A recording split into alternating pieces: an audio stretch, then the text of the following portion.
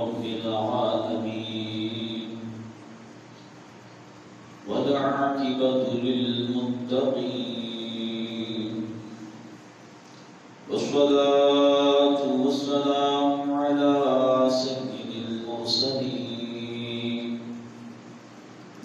أما بعد فأعوذ بالله من الشيطان الرجيم بسم الله الرحمن الرحيم قال الله تبارك وتعالى في شان حبيبه إن الله وملائكته يصلون على النبي يا أيها الذين آمنوا صلوا عليه وسلموا تسليما وآواز بلند درود پاک پڑھیں الصلاة والسلام عليك يا رسول الله الصلاة والسلام عليك يا حبيب الله الصلاة والسلام عليك يا رحمة للعالمين وعلى آلك وأصحابك يا خاتم النبيين.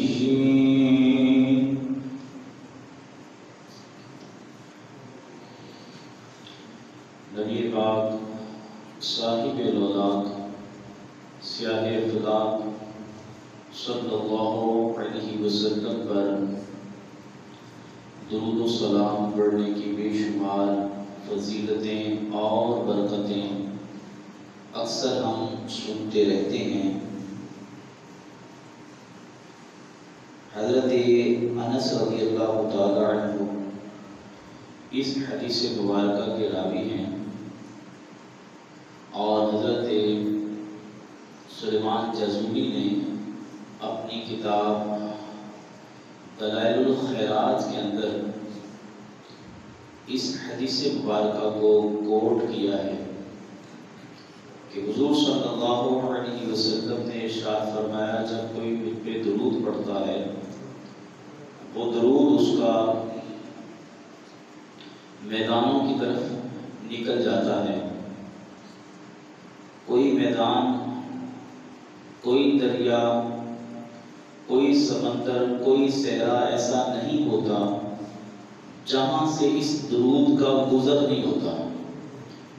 پھر یہ درود گزرتا ہوا یہ کہتا جاتا ہے میں فلاں بن فلاں کا درود ہوں، میں فلاں بن فلاں کا درود ہوں، میں فلاں بن فلاں کا درود ہوں جس نے سب سے بہترین ہستی حضرت محمد صلی اللہ علیہ وسلم پر بھیجا ہے.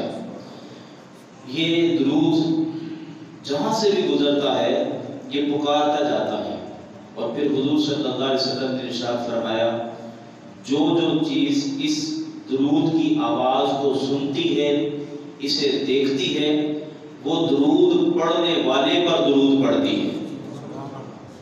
اب اس بات سے اندازہ کیجئے کہ ایک مرتبہ درود پڑھا ہے تو کائنات کے اندر یہ درود پھیل جاتا ہے، یہ گزرتا ہے تو ہر چیز جو اس کو دیکھتی ہے وہ درود پڑھنے والے پر درود پڑھتی ہے. تو درود پاک پڑھنے کی بے شمار فضیلتیں نبی پاک صلی اللہ علیہ وسلم نے ارشاد فرمائی. ایک اور فضیلت حضرت امام غزالی رحمۃ اللہ تعالی علیہ نے مکاشفۃ القلوب کے اندر اس کو کوٹ کیا ہے. آپ فرماتے ہیں کہ جب کوئی بندہ ایک مرتبہ درود پڑھتا ہے تو اس کی سانس سے اللہ تبارک و تعالی ایک سفید رنگ کا بادل پیدا فرماتا ہے، پھر اسے برسنے کا حکم دیتا ہے. جب وہ برستا ہے اگر زمین پر برسے تو اللہ تبارک و تعالی چاندی پیدا فرماتا ہے. اگر وہ برسنے والے قطرات پہاڑوں پر گرتے ہیں تو اللہ تبارک و تعالی اس سے سونا پیدا فرماتا ہے. اور اگر وہی قطرات برسنے والے قطرات وہ درود کے قطرات کسی کافر پر پڑ جاتے ہیں تو اللہ تعالیٰ اسے ایمان کی دولت نصیب فرما دیتا ہے. جب درود پڑھنے والے والے کا درود یہ مقام رکھتا ہے کہ اس کی برکت سے چاندی پیدا ہو رہی ہے، سونا پیدا ہو رہا ہے، اور اس کے قطرات اگر کسی بے ایمان پہ پڑ جاتے ہیں اللہ تعالیٰ اس کی برکت سے اسے ایمان کی دولت عطا فرما دیتا ہے، تو درود پڑھنے والے کا کتنا مقام ہوگا، اس کی شان، اس کی فضیلت کیا ہوگی۔ تو اس لیے نبی پاک صلی اللہ علیہ وسلم پر درود پاک ہمیں پڑھتے رہنا چاہیے۔ اللہ ہم سب کو عمل کی توفیق عطا فرمائے۔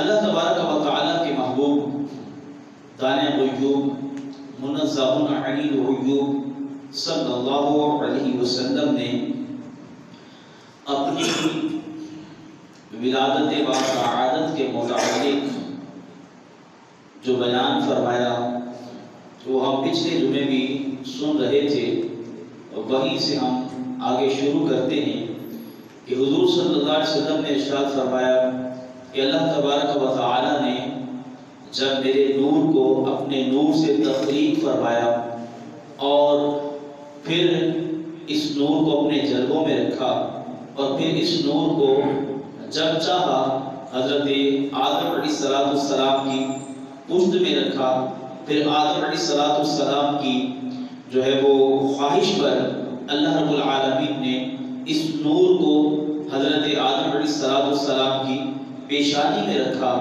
اور فرشتے جب آپ کی پیشانی کی زیارت کرتے تو اس نور کی زیارت کرتے تو وہ یوں کہا کرتے سبحان اللہ، اللہ اکبر، الحمدللہ، سبحان اللہ، اللہ اکبر، الحمدللہ۔ فرشتے اس نور کی زیارت کرتے اور یہ تسبیح اللہ کی بارگاہ میں بیان کرتے، اللہ کی حمد و ثنا بیان کرتے، تو گویا جب بھی کوئی کسی کو دیکھتا ہے اور اگر وہ حسن و جمال والا ہوتا ہے، شان والا ہوتا ہے، فضیلت والا ہوتا ہے، تو بے ساختہ زبان سے جاری ہو جاتا ہے سبحان اللہ، اللہ اکبر، سبحان اللہ۔ تو فرشتے کئی صدیاں پہلے بلکہ ہزاروں سال پہلے جب آدم علیہ السلام کی پیشانی میں نور دیکھتے ہیں تو بے ساختہ پکارتے ہیں سبحان اللہ، الحمدللہ، اللہ اکبر، سبحان اللہ۔ تو آج بھی اگر کوئی نبی پاک صلی اللہ علیہ وسلم کے جلوے دیکھتا ہے تو بے ساختہ پکار اٹھتا ہے سبحان اللہ، سبحان اللہ، سبحان اللہ، سبحان اللہ، سبحان اللہ، سبحان اللہ، سبحان اللہ، سبحان اللہ، سبحان اللہ، اجمل کا سبحان اللہ، ما اجمل کا، ما احسن کا، ما اکمل کا، ما احسن کا، ما اکمل کا۔ کتھے میرے علی، کتھے تیری ثنا، کتھے میرے علی، کتھے تیری ثنا، مصطفیٰ اکھیاں کتھے جا لڑیاں سبحان اللہ، سبحان اللہ، سبحان اللہ۔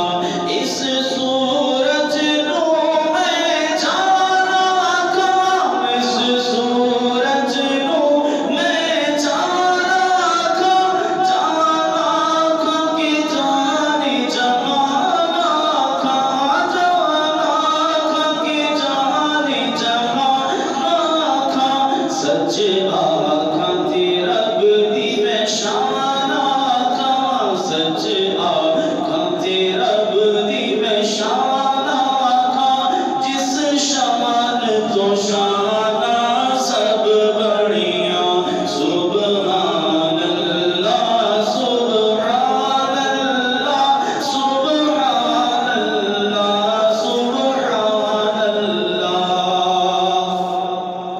تو فرشتے جب دیکھتے ہیں تو سبحان اللہ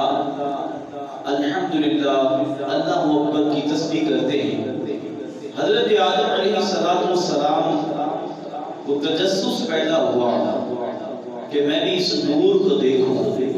تو اللہ کی بارگاہ میں عرض کی مالک و مولا میں بھی اس نور کو دیکھنا چاہتا ہوں. تو اللہ تبارک و تعالیٰ نے ارشاد فرمایا اپنے دونوں انگوٹھوں میں دیکھو. لہذا انگوٹھے جوڑے یوں ساتھ لگائے تو اس میں محمد صلی اللہ علیہ وسلم کا نور دیکھا. دیکھنے کے بعد آنکھوں کے ساتھ چوم کے لگایا اور کہا قرۃ عینی بک یا رسول اللہ، یا رسول اللہ آپ میری آنکھوں کی ٹھنڈک ہیں. اور فرمایا کہ آپ ظاہر میں میری اولاد ہیں مگر حقیقت میں آپ میرے باپ ہیں. نبی پاک صلی اللہ تعالی علیہ وسلم آپ کی اس نور کی جب آدم علیہ السلام نے زیارت کی تو حضرت آدم علیہ السلام نے چوم کی آنکھوں سے لگایا. جب چوم کی آنکھوں سے لگایا تو پتہ یہ چلا کہ نبی پاک صلی اللہ علیہ وسلم کی محبت میں حضرت آدم علیہ السلام نے اپنے انگوٹھوں کو چوما اور آنکھوں سے لگایا. اور پھر یہ عمل چلتا آ رہا ہے. حضرت ابو بکر صدیق رضی اللہ تعالی عنہ آپ نے نبی پاک صلی اللہ تعالی علیہ وسلم کے نام نامی اس میں گرامی کو چوما اور آنکھوں سے لگایا.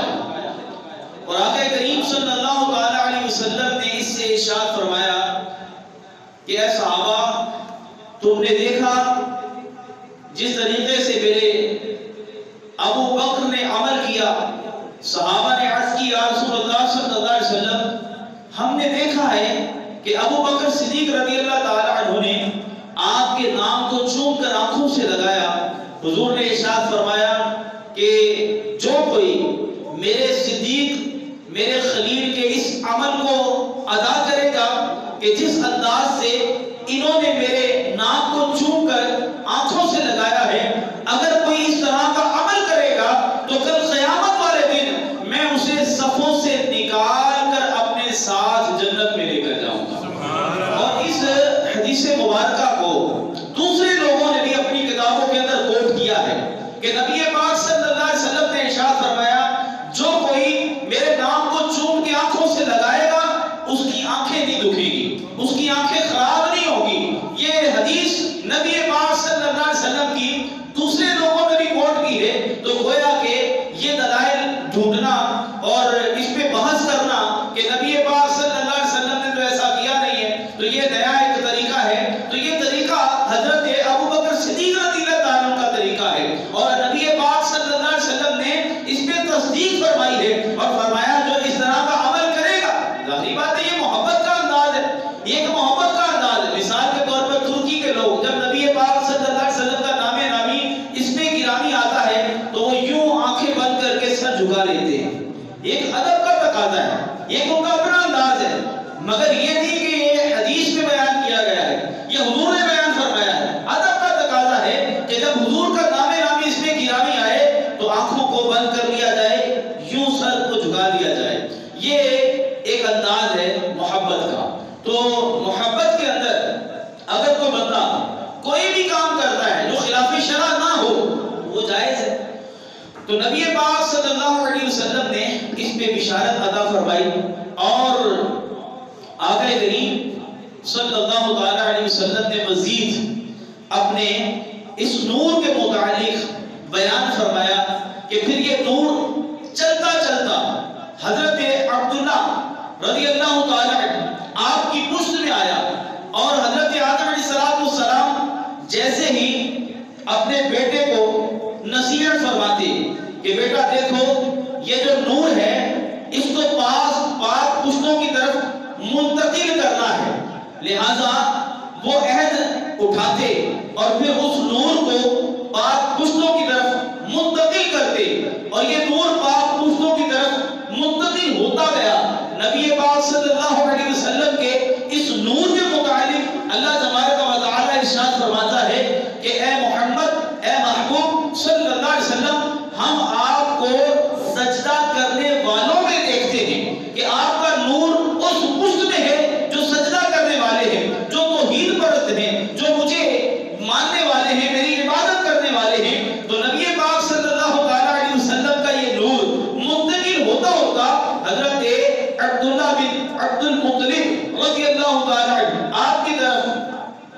لے کر آیا تو جب حضرت عبداللہ رضی اللہ تعالیٰ آپ کی پشت میں نور آیا تو بہت ساری عورتوں نے خواہش کی کہ ہم عبداللہ سے شادی کریں، ان سے نکاح کریں، اور آپ نے کہا کہ جہاں میرے والدین چاہیں گے میرا وہاں پہ نکاح ہوگا، لہذا آپ نے کسی سے کوئی وعدہ نہ کیا۔ وقت گزرتا گیا، آپ کا نکاح حضرت آمینہ رضی اللہ تعالی عنہ آپ کے ساتھ ہوا۔ تو جب آپ کا نکاح حضرت آمینہ رضی اللہ تعالی عنہ آپ کے ساتھ ہوا تو نبی پاک صلی اللہ علیہ وسلم کا نور حضرت عبداللہ سے حضرت آمینہ رضی اللہ تعالی عنہ آپ کی طرف منتقل ہو گیا۔ جب نور آپ کی طرف منتقل ہوا تو عورتیں وہ جو خواہش رکھتی تھی حضرت عبداللہ سے ہمارا نکاح ہو جائے، ہماری شادی ہو جائے، جب حضرت عبداللہ باہر جاتے ہیں وہی عورتیں جو خواہش رکھتی تھی آج عبداللہ کی طرف سے منہ پھیر دیا۔ پوچھا کہ منہ کیوں پھیرا، اعراض کیوں کیا؟ کہنے لگی کہ جس نور کی ہم خواہش مند تھی، جس کی وجہ سے ہم تم سے شادی کرنا چاہتی تھی، جس وجہ سے ہم نکاح کرنا چاہتی تھی، آج وہ نور تمہاری پیشانی سے آمینہ کی طرف منتقل ہو گیا۔ ہماری جو غرض تھی وہ تو یہ تھی کہ یہ نور ہم حاصل کر لیں۔ حضور صلی اللہ علیہ وسلم کا نور جب حضرت آمینہ رضی اللہ تعالی عنہ آپ کی طرف منتقل ہوتا ہے، دیکھیں ہم معراج جو بیان کرتے ہیں اس کی حقیقت کیا ہے، اس کی وجہ کیا ہے؟ وجہ اس کی یہ ہے کہ اس سے عظمت مصطفیٰ ظاہر ہوتی ہے، نبی پاک صلی اللہ علیہ وسلم کی شان ظاہر ہوتی ہے، آپ کی فضیلت ظاہر ہوتی ہے۔ بڑے سے بڑا کوئی لیڈر دیکھ لیجئے، بڑے سے بڑا بندہ کوئی دیکھ لیجئے، مثال کے طور پر قائد اعظم کو دیکھ لیں، اقبال کو دیکھ لیں، انہوں نے بڑے کام کیے، اور جب انہوں نے پاکستان بنایا یا اقبال نے اشعار کے ذریعے، ان کو شاعر مشرق کہا جاتا ہے، اشعار کے ذریعے لوگوں کو شاعری کے ذریعے بیدار کیا، بہت بڑے کام کیے، مگر ان کا تذکرہ پہلے کبھی نہیں ہوا۔ ان کا تذکرہ ان کے مرنے کے بعد، دنیا سے رخصت ہونے کے بعد ہوا کہ فلاں لیڈر نے فلاں کام کیا ہے، فلاں بندے نے فلاں اچھا کام کیا ہے، پھر اس پہ کتابیں لکھی گئی، پھر اس کے بعد کتابوں کے اندر اس کی جائے پیدائش لکھی گئی کہ کہاں یہ پیدا ہوا، کہاں تعلیم حاصل کی اور کتنی تعلیم حاصل کی، اس کا کردار کیسا تھا، اس کا انداز کیسا تھا، یہ بعد میں لکھا جاتا ہے۔ مگر نبی آخر زمان صلی اللہ علیہ وسلم کے قربان جائیں، آقا کریم صلی اللہ علیہ وسلم کی دنیا میں تشریف لانے سے پہلے ہی تمام انبیاء کرام نبی پاک صلی اللہ علیہ وسلم کے تذکرے کر رہے ہیں اور اپنے حواریوں کو، اپنے اصحاب کو کہہ رہے ہیں وہ محمد عربی صلی اللہ علیہ وسلم تشریف لانے والے ہیں جو سب سے بے مثل و بے مثال ہے۔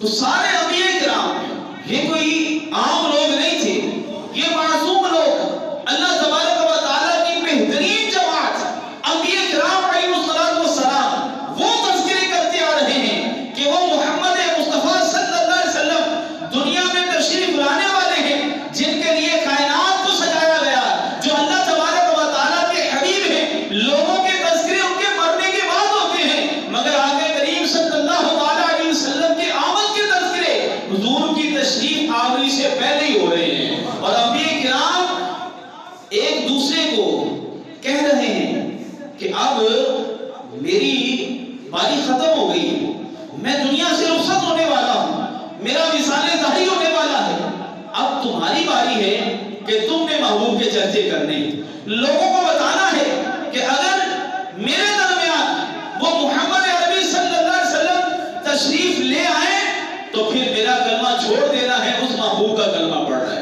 تو حضور صلی اللہ علیہ وسلم کے تذکرے یہ انبیاء کرام حضور کے آنے سے پہلے بیان کر رہے ہیں. جتنا بڑا لیڈر ہو، جتنا مرضی بڑا ہو، مگر سارے اس کی ہسٹری بیان کریں گے، مگر اس کی ولادت بیان نہیں کریں گے. ولادت چونکہ ایک نفس ہے، پیدائش ایک نفس ہے. ظاہری بات ہے جب بچہ پیدا ہوتا ہے تو اس پہ ولادت کا خول لگا ہوتا ہے. اس کی ماں کی کنڈیشن کیسی ہوتی ہے، وہ 9 ماہ کس انداز سے اپنا وقت گزارتی ہے. اس کو رات کو ڈرونے خواب بھی آتے ہیں اور طرح طرح کے مسائل پیدا ہوتے ہیں. چلا نہیں جاتا، پریشانی کے عالم کے اندر اس کا وقت گزرتا ہے. اس کو بیان کرنا نہ آپ بیان کر سکتے ہیں نہ میں بیان کر سکتا ہوں.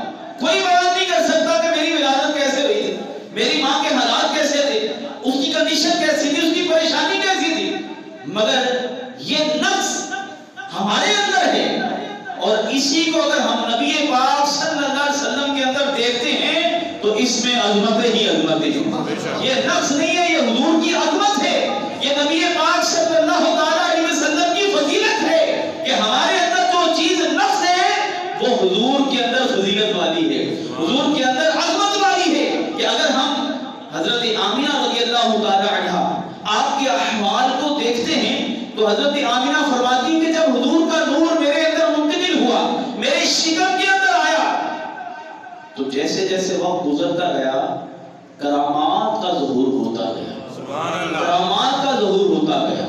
پہلے وہ حالات نہیں تھے، پہلے وہ کنڈیشن نہیں تھی کہ جب وقت گزرا حضور کا نور میرے شکم کے اندر آیا، میں اگر پتھر پہ پاؤں رکھتی تھی وہ بھی نمو ہو جایا کرتا تھا. اور میری سہیلیاں میرے ساتھ اگر جاتی کنویں میں پانی لینے کے لیے تو وہ ڈول خود ڈالتی، پانی خود نکالتی، تو جب میں قریب ہوتی پانی خود بخود اوپر آ جایا کرتا تھا. فرماتی کہ جب حضور صلی اللہ علیہ وسلم کا نور میرے شکم کے اندر منتقل ہوا تو آقا کریم صلی اللہ علیہ وسلم کے نور کی برکت سے جہاں سے میں گزرتی تھی آسمان سے ایک بادل مجھ پہ سایہ کرتا تھا، ہر وقت سایہ گنا رہتا تھا.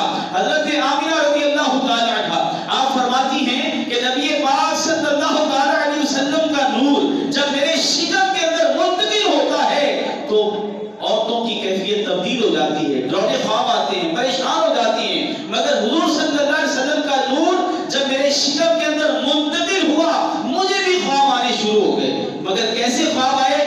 ڈرونے خواب نہیں آئے، برکت والے خواب آئے، فضیلت والے خواب آئے. کبھی آدم علیہ السلام خواب میں تشریف لا رہے ہیں، کبھی حضرت ابراہیم تشریف لا رہے ہیں، کبھی حضرت عیسیٰ تشریف لا رہے ہیں، کبھی حضرت نوح تشریف لا رہے ہیں، کبھی حضرت داؤد تشریف لا رہے ہیں. اور جو بھی آتا ہے وہ یہی کہتا ہے اے آمینہ تجھے مبارک ہو، تو نبیوں کے امام کی سردار جو ہے وہ ماں بننے والی ہے. آمینہ تجھے مبارک ہو، تو نبیوں کے جو ہے وہ امام کی ماں بننے والی ہے.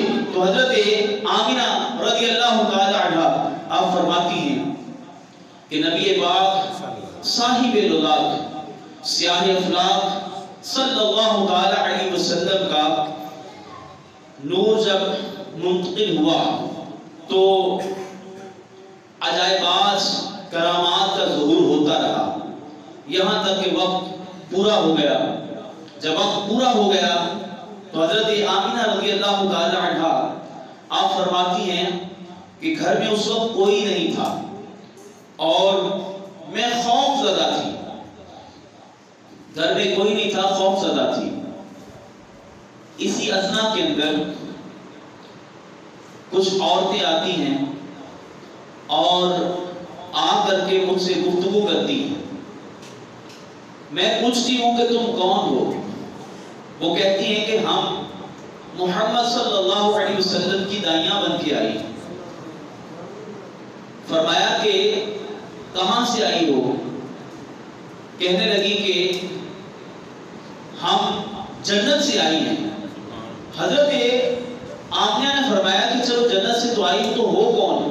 نام کیا ہے؟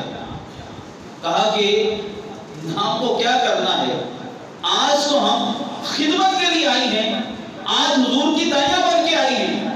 فرمایا کہ نام بتاؤ، نام کیا ہے؟ تو کہا ایک کہنے لگی میرا نام آسیہ ہے، دوسری نے کہا میرا نام حوا ہے، تیسری نے کہا میرا نام مریم ہے۔ گویا کہ یہ عظیم عورتیں نبی پاک صلی اللہ علیہ وسلم کی دائیاں بن کر نبی پاک صلی اللہ علیہ وسلم کے گھر یعنی آمینہ رضی اللہ تعالی عنہ آپ کے گھر حاضر ہوتی ہیں، اور ساتھ حوریں بھی ہیں۔ حضرت آمینہ رضی اللہ تعالی عنہ آپ فرماتی ہیں کہ وقت قریب آ گیا، ایک چادر تان دی گئی اور گھر میں کوئی بھی نہیں تھا، میں پریشان تھی۔ حضرت آمینہ رضی اللہ تعالی عنہ آپ فرماتی ہیں کہ اچانک میرے پاس ایک پیالہ مجھے دیا گیا، اس پیالے کے اندر سفید رنگ کا پانی تھا اور شہد سے زیادہ میٹھا تھا۔ جیسے ہی میں نے اس کو پیا میری کیفیت تبدیل ہو گئی۔ حضرت آمینہ رضی اللہ تعالی عنہ آپ فرماتی ہیں کہ جب میں نے اس کو پیا کیفیت تبدیل ہو گئی، اور اچانک ہی میں دیکھتی ہوں کہ حضرت جبریل امین علیہ السلام 3 جھنڈے لے کر کے زمین پر اترتے ہیں، ایک مشرق کے اندر لگاتے ہیں، ایک مغرب میں لگاتے ہیں، ایک خانے کعبے کی چھت پہ لگاتے ہیں، اور فرماتی ہیں کہ سارا عالم روشن ہو گیا، اور میں نے دیکھا کہ میں نے اپنے گھر کے اندر لیٹی ہوئی نے دیکھا کہ شام کے محلات چمکنے لگے، مشرق و مغرب چمکنے لگا، ہر طرف نور ہی نور ہو گیا۔ آپ فرماتی ہیں خرج منی نور، مجھ سے ایک نور ظاہر ہو گیا۔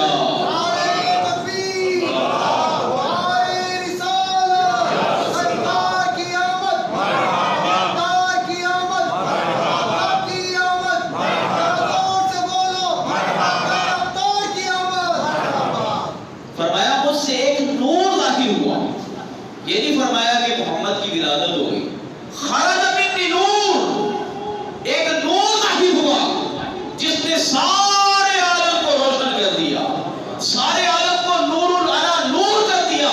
حضرت آمینہ رضی اللہ تعالی عنہ آپ فرماتی کہ جب حضور کی ولادت ہوئی، آقا کریم صلی اللہ علیہ وسلم کی جیسے ولادت ہوئی، جیسے میں نے عرض کیا کہ جب بچہ پیدا ہوتا ہے تو اس کے جسم پر ولادت کا خول ہوتا ہے، اس کو کوئی دیکھتا نہیں ہے، پکڑتا نہیں ہے، کہ دائی کو کہتے ہیں پہلے اس کو غسل دو، پہلے سے غسل دیا جاتا ہے، ناڑو کاٹا جاتا ہے، غسل دینے کے بعد پھر اس کو سرما لگایا جاتا ہے، تیل لگایا جاتا ہے، پاؤڈر لگایا جاتا ہے، اب اس کو تیار کر کے پھر کسی کو دکھایا جاتا ہے۔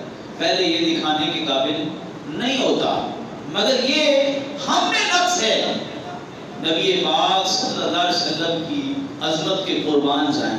آقا کریم صلی اللہ علیہ وسلم جب دنیا میں تشریف لاتے ہیں، حضرت آمینہ رضی اللہ تعالی عنہ آپ فرماتی ہیں کہ حضور کا تشریف لانا تھا کہ ناڑو کٹا ہوا تھا، آپ خطرہ شدہ تھے، آپ کی آنکھوں میں سرما لگا ہوا تھا اور تیل بھی لگا ہوا تھا۔ نبی پاک صلی اللہ علیہ وسلم دنیا کے اندر ایسے تشریف لائے جیسے کسی نے تیار کر کے بھیجا ہوا ہے۔ نبی پاک صلی اللہ علیہ وسلم تشریف لاتے ہیں، آقا کریم علیہ السلام جس جگہ پر تشریف لاتے ہیں، پیدا ہوتے ہیں، نبی پاک صلی اللہ علیہ وسلم کو یوں اٹھایا جاتا ہے۔ آقا کریم علیہ السلام کو غسل دینے کی نیت سے جب ہاتھوں میں اٹھایا جاتا ہے، عاطف غیب سے آواز آتی ہے اس کو غسل کی حاجت نہیں ہے، یہ پاک ہے، بلکہ اور لوگوں کو بھی پاک کرنے کے لیے آیا ہے، یہ پہلے ہی پاک ہے، اس کو غسل کی حاجت نہیں ہے، یہ پہلے ہی پاک ہے، بلکہ یہ تو اور لوگوں کو بھی پاک کرنے کے لیے آیا ہے۔ نبی پاک صلی اللہ علیہ وسلم دنیا میں تشریف لاتے ہیں، آقا کریم علیہ السلام آتے ساتھ ہی سجدہ فرماتے ہیں اور لوگوں پر جاری ہے ربی حبلی امتی، ربی حبلی امتی، ربی حبلی امتی، اے مولا میری امت کو میرے حوالے فرما، میری امت کو مجھے ہبہ کر دے، میری امت مجھے عطا فرما دے۔ ربی حبلی امتی کہتے ہوئے پیدا ہوئے، ربی حبلی امتی کہتے ہوئے پیدا ہوئے، حق نے فرمایا کہ بخشا الصلاۃ والسلام، اور میں وہ سنی ہوں جمیل قادری مرنے کے بعد، میں وہ سنی ہوں جمیل قادری مرنے کے بعد میرا لاشا بھی کہے گا الصلاۃ والسلام، اور مومنوں پڑھتے رہو تم اپنے آقا پر درود، مومنوں پڑھتے رہو تم اپنے آقا پر درود، ہے فرشتوں کا الصلاۃ والسلام. تو نبی پاک صلی اللہ علیہ وسلم دنیا میں تشریف لائے. آتے ساتھ ہی آپ نے سجدہ فرمایا اور اعلان کر دیا، دیکھو لوگو میں بھی پاک ہوں، میری ماں آمنہ بھی پاک ہے.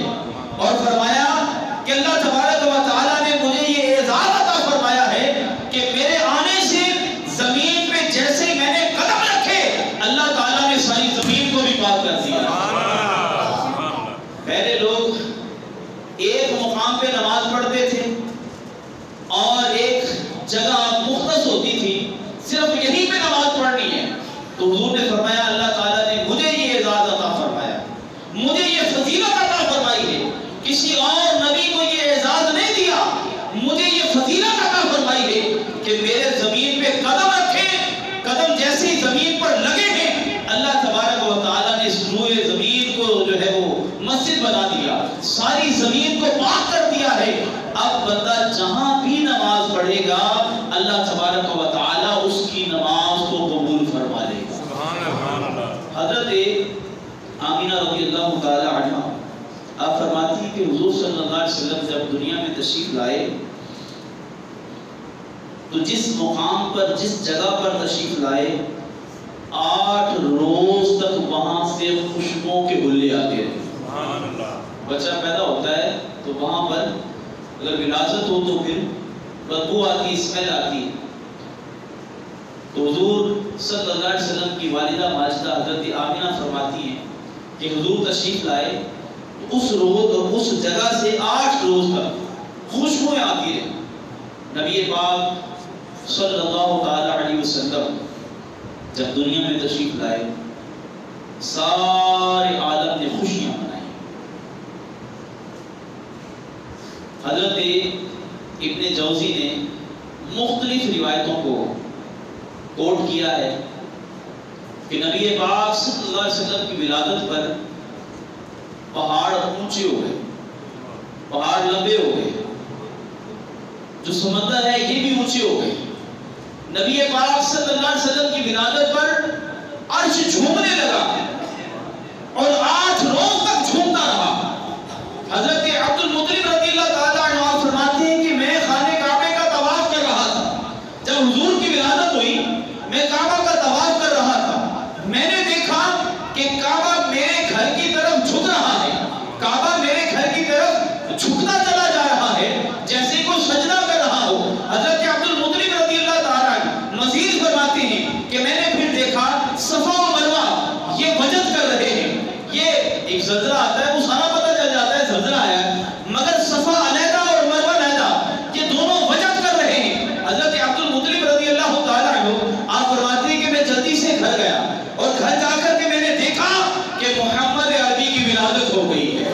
حضور کی ولادت پر خانہ کعبہ بھی جھوم رہا ہے کہ کعبے کو بھی پتا ہے کہ مجھے پاک کرنے والا محمد عربی تشریف لے آیا ہے. وہ کعبہ جس کعبے کے اندر تقریباً 200-300 سال تک 360 بت رکھے ہوئے ہیں اور لوگ ان بتوں کو پوج رہے ہیں، کعبے کو بھی وجد آ گیا کہ مجھے محمد عربی صلی اللہ علیہ وسلم پاک کرنے والا تشریف لے آیا. تو کائنات کے اندر جو بھی چیزیں تھیں ہر چیز میں حضور صلی اللہ علیہ وسلم کی آمد پہ خوشی منائی. نبی پاک صلی اللہ علیہ وسلم کی آمد پر جھومنا شروع ہو گئے، بلکہ یہاں تک کہ اللہ تبارک و تعالیٰ نے جنت کے پرندوں کو حکم فرمایا کہ اے پرندوں جنت کے اندر مزید موتیوں کو بکھیر دو کہ آج میرے محمد کی ولادت ہو گئی ہے. نبی پاک صلی اللہ علیہ وسلم کی ولادت پر اللہ تبارک و تعالیٰ نے جبریل کو حکم فرمایا کہ اے جبریل آج سارے آسمانوں کے دروازوں کو کھول دو، سارے جنت کے دروازوں کو کھول دو اور جہنم کے دروازوں کو بند کر دو کہ آج میرے محمد کی ولادت ہوگی. فرمایا جبریل کسی کو بیٹیاں نہیں دینی، کسی کو بیٹیاں نہیں دینی، کسی کے ہاں بیٹی کی ولادت نہیں ہونی چاہیے، کیونکہ عرب کا یہ انداز تھا کہ جس کے ہاں بیٹی پیدا ہوتی تھی صفے ماتم بچھ جاتا تھا، رونا شروع ہو جاتے تھے. تو اللہ تبارک و تعالیٰ کو یہ بھی گوارا نہ ہوا. اللہ تبارک و تعالیٰ نے جبریل سے فرمایا کہ جبریل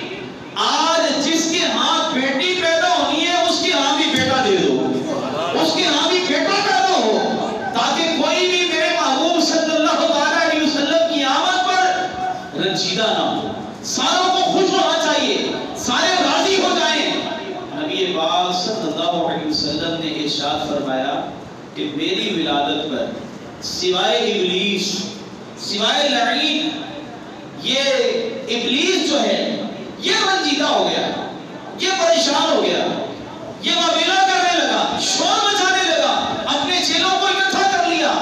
کہا کیا ہوا؟ کیوں رو رہے ہو؟ کیوں چلا رہے ہو؟ شور کیوں مچا رہے ہو؟ اس نے کہا میں اس لیے رو رہا ہوں کہ محمد صلی اللہ علیہ وسلم کی ولادت ہو گئی ہے، حضور دنیا میں تشریف لے آئے ہیں۔ تو چیلے کہنے لگے پھر کیا ہوا؟ ہم اس امت کو ویسے ہی بدلاتے رہیں گے، ویسے ہی گناہوں کی طرف لگاتے رہیں گے، ہم اسی طرح جو ہے اس کو زنا کی طرف لگاتے رہیں گے، شراب کی طرف لگاتے رہیں گے۔ کہنے لگا یہ بات ٹھیک ہے، ہم جس طرح بھی ان کو گناہوں کے اندر مبتلا کر دیں، یہ گناہ کرتے رہیں، مگر یہ وہ محمد عربی صلی اللہ علیہ وسلم ہیں، وہ آقا کریم علیہ الصلوۃ والسلام ہیں، وہ حبیب خدا ہیں کہ اگر وہ ایک سجدہ اللہ کی بارگاہ میں کریں گے تو اللہ تبارک و تعالیٰ کی بارگاہ کے اندر التجا کریں گے، اے مولا میری امت کو معاف کر دے، میری امت کو بخش دے۔ اللہ تبارک و تعالیٰ پھر اس امت کے گناہوں کو نہیں دیکھے گا، اپنے محبوب کے سجدے کو دیکھے گا۔ میرا محبوب سجدہ کر رہا ہے اور یہ اپنے ایک سجدے سے ساری امت کو بخشوا دے گا۔ میں تو اس لیے رو رہا ہوں، یہ ایک سجدہ کرے گا، رب تبارک و تعالیٰ یہ نہیں دیکھے گا کہ میرے محبوب کی امت گناہگار ہے، وہ یہ دیکھے گا کہ میرے محبوب نے سجدہ کر دیا ہے، میرا محبوب میری بارگاہ میں عرض کر رہا ہے۔ آپ جتنی بھی حدیثیں اٹھا کر دیکھ لیجئے کہ بنی اسرائیل کا دور ہے، اور بنی اسرائیل کے دور میں ایک شخص ایسا تھا جس نے 100 سال، ایک روایت میں آتا ہے، دوسری روایت میں 200 سال آتا ہے، اس نے 100 سال تک گناہ کیے، اللہ کے ساتھ نافرمانیوں کی جنگ کرتا رہا، نافرمانیاں کرتا رہا، رب تبارک و تعالیٰ کا نافرمان رہا، گناہ پہ گناہ کیے جا رہے ہیں، لوگ اس کو بڑا ہی بدکار، سیاہکار، سیاہ سمجھتے، اس کے پاس کھڑا ہونا کوئی گوارا نہیں کرتا تھا۔ کیوں؟ اس لیے کہ بڑا گناہگار ہے۔ ہوا کیا؟ جب فوت ہو گیا تو اللہ تبارک و تعالیٰ نے اس وقت کے نبی حضرت موسیٰ علیہ السلام آپ کی طرف وحی فرمائی کہ فلان جگہ پہ میرا دوست مر گیا ہے، اس کو اٹھاؤ، اس کو غسل دو، کفن دو، نماز جنازہ پڑھاؤ، اور لوگوں کو بھی ترغیب دو کہ جو کوئی اس کی نماز جنازہ پڑھے گا اللہ تبارک و تعالیٰ اسے بھی بخش دے گا۔ اب آدم علیہ السلام، حضرت موسیٰ علیہ السلام جو ہے وہ بستی میں آتے ہیں، پوچھتے ہیں یہاں بندہ مرا ہے، لوگوں نے کہا ایک فوت ہوا ہے، بڑا گناہگار ہے، سیاہ ہے، اس کو اٹھا کے آپ نے جو ہے وہ گندگی کے ڈھیر پہ ڈال دیا۔ تو آپ نے فرمایا کہ چلو میرے ساتھ چلو، اس کو اٹھا کے غسل دیتے ہیں، کفن پہناتے ہیں۔ تو لوگوں نے کہا کہ وہ تو بڑا بدکار شخص ہے، ہم نے تو شکر کیا ہے کہ اس سے جان چھوٹی، اس نے تو لوگوں کے ناک میں دم کر رکھا ہوا تھا اور گناہ میں گناہ کیے جا رہا، 100 سال اللہ کی بارگاہ میں اللہ کی نافرمانیاں کی۔ اب حضرت موسیٰ علیہ السلام نے فرمایا کہ مجھے رب نے حکم دیا ہے، رب نے حکم دیا ہے کہ اس کو غسل بھی دو، کفن پہناؤ، نماز جنازہ پڑھو، تو لہذا اللہ کے حکم کی تعمیل کرنی ہے۔ کچھ لوگوں نے کہا کہ چلو ہم آپ کے ساتھ چلتے ہیں، کچھ نے انکار کر دیا۔ آخر کار آپ نے اس میت کو لیا، غسل دیا، کفن پہنایا، اور اس کے بعد نماز جنازہ پڑھی۔ نماز جنازہ پڑھنے کے بعد ایک روایت میں آتا ہے، پہلے ایک روایت میں آتا ہے پڑھنے کے بعد اللہ کی بارگاہ میں عرض کی، اے مالک و مولا، یہ تو بڑا گناہگار شخص تھا اور لوگ اس سے بڑے بیزار تھے، بڑے پریشان تھے، اور وہ کہہ رہے تھے کہ اے مولا، اے موسیٰ، یہ شخص تو گناہگار ہے، شکر ہے مر گیا ہے، اور تو کہتا ہے یہ میرا دوست ہے، میرا یار ہے، اس کی وجہ کیا، اس کی ریزن کیا ہے، اس میں حکمت کیا ہے؟ تو اللہ تبارک و تعالیٰ کی بارگاہ میں جب یہ عرض کیا تو اللہ رب العالمین نے ارشاد فرمایا، موسیٰ ایسے ہی ہے، یہ شخص بڑا گناہگار تھا، بڑا سیاہ تھا، اس نے 100 سال تک میرے ساتھ نافرمانیوں کی جنگ کی ہے، گناہگار تھا، گناہ کرتا رہا، مگر ایک روز اس نے تو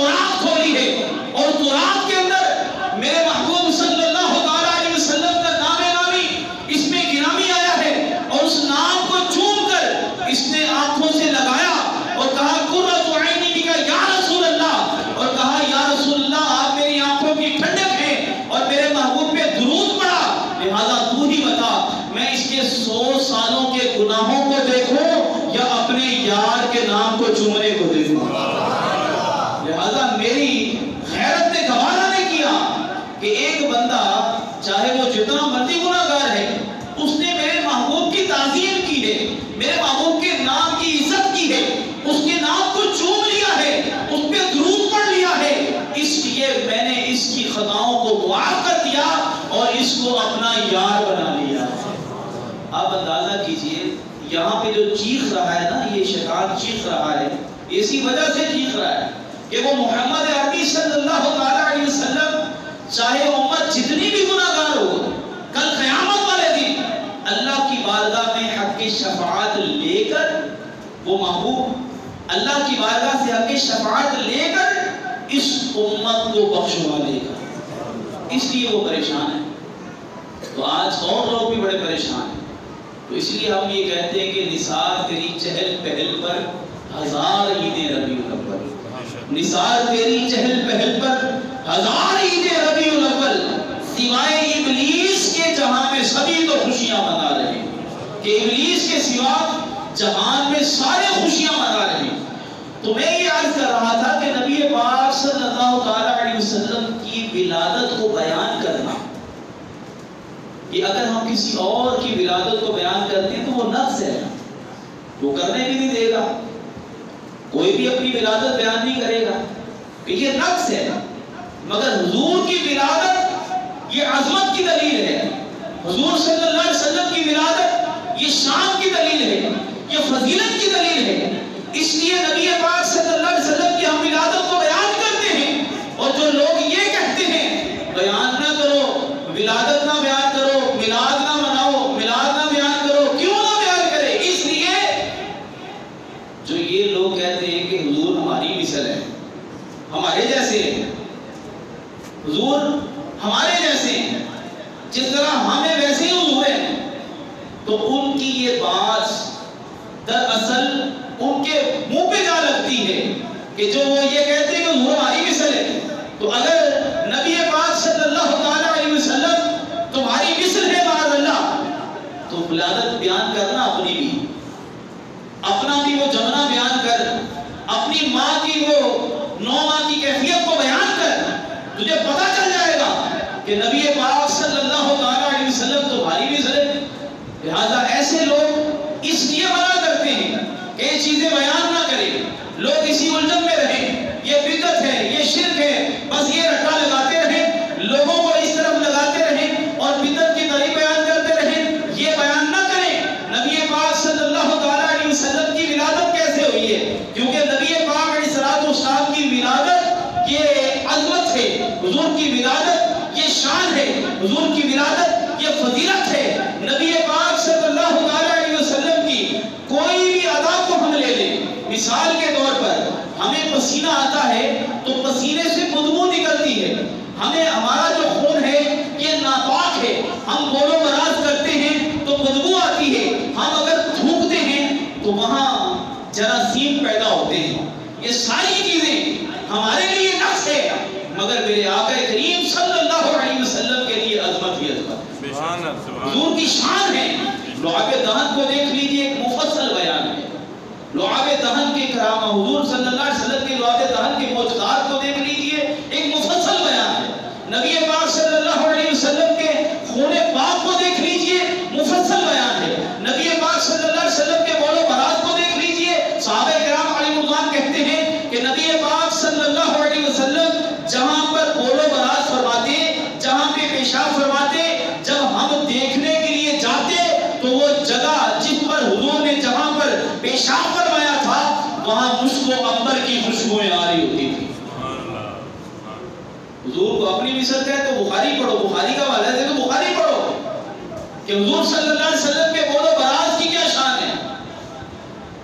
واقعہ کریم علیہ السلام کی ہر ادا نبی پاک علیہ السلام کے اگر پسینہ مبارک کو دیکھ لیں، آقا کریم علیہ السلام کے پسینہ مبارک کو، ایک شخص حاضر ہوا، یا رسول اللہ میری بیٹی کی شادی ہے اور میرے پاس خوشبو نہیں ہے لگانے کو. حضور نے فرمایا کہ کل آنا، ایک شیشی چھوٹی ساتھ لے آؤ.